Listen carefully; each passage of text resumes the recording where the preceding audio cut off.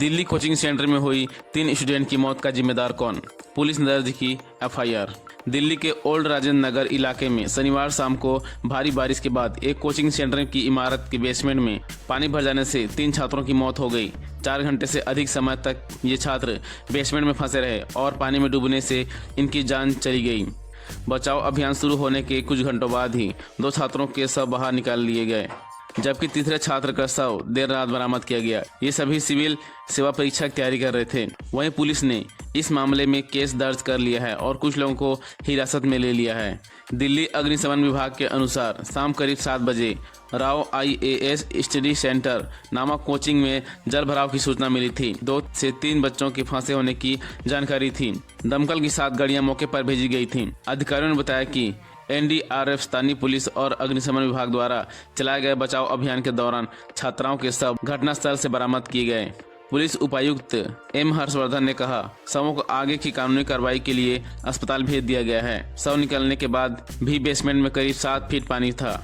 जानकारी के अनुसार पहला शव 10:40 और दूसरा शव 11:18 में मिला और तीसरा शव 1:05 में मिला। रेस्क्यू ऑपरेशन 3:51 बजे पर पूरा हुआ, जो कि करीब 8 घंटे तक चला। मृतकों के नाम श्रेया 25 साल, नेविड डेल्विन 28 साल और तानिया 25 साल की है। आखिर कैसे भरा बेसमेंट में पानी?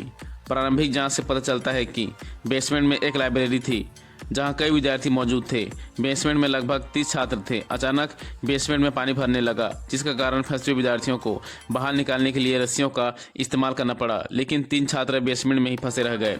कोचिंग सेंटर में पानी भर जाने से वहां रखा फर्नीचर तैरने लगा। हादसे के वक्त वहां मौजूद कुछ छात्रों ने बताया कि अचानक से बेसमेंट के अंदर पानी भर गया। एक छात्र ने TOI को बताया कि पानी का बहाव इतना तेज था कि बेसमेंट का गेट ही टूट गया और एकदम से बेसमेंट के अंदर पानी भर गया। एक अन्य छात्र ने बताया कि खराब जल निकासी से यहाँ जल भरा हुआ है, जिससे यह हादसा हुआ है।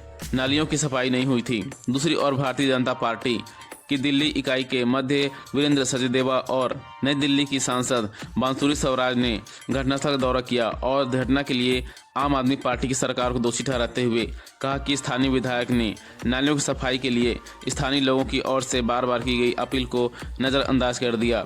सचदेवा ने कहा, इस हादसे के लिए दिल्ली पुलिस की आपराधिक लापरवाही जिम्मेदार है।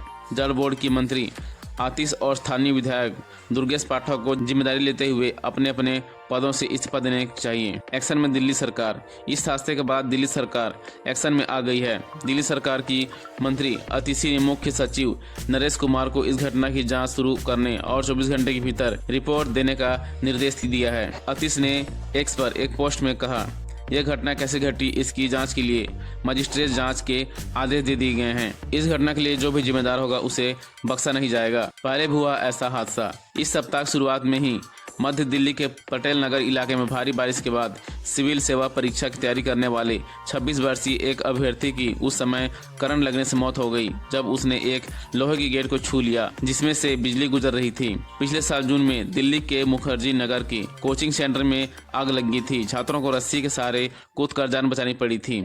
इस हादसे में कुल 61 छात्र घायल हुए थे। दिल्ली में कई सारे ऐसे शैक्षिक कोचिंग सेंटर है जो कि सुरक्षा मापदंडों का उल्लंघन कर रहे हैं। मई में दिल्ली उच्च न्यायालय ने दिल्ली नगर निगम और दिल्ली विकास प्राधिकरण को आदेश दिया था कि वे निर्धारित अग्नि सुरक्षा मानदंडों के उल्लंघन में संचालित होने वाले किसी भी कोचिंग सेंटर को तुरंत बंद कर दें।